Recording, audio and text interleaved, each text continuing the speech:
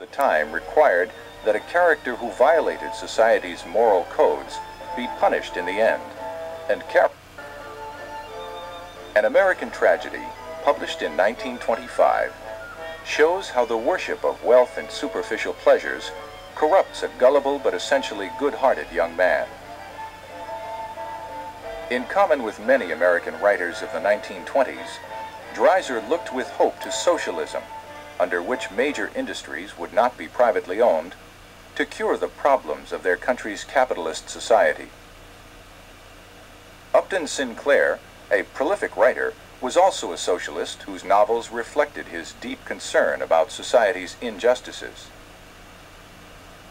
In The Jungle, he graphically portrays working conditions in the Chicago stockyards.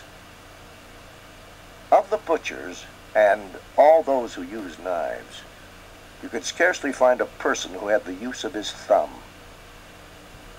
Time and time again, the base of it had been slashed till it was a mere lump of flesh against which the man pressed the knife to hold it.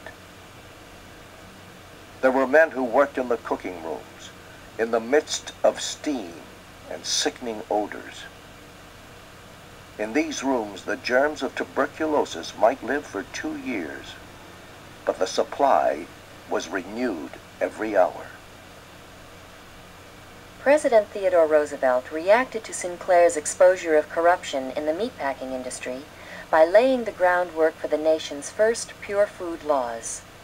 While some authors depicted social injustices, Willa Cather wrote in praise of the pioneer strength she saw among the immigrant farmers on the plains of Nebraska where she was raised.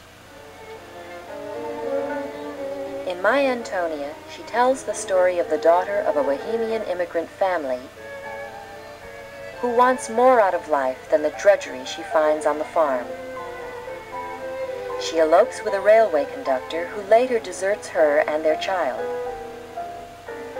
Disgraced, she returns to her brother's farm and marries a fellow immigrant. Antonia's strength of character enables her to bear her misfortunes with grace and integrity.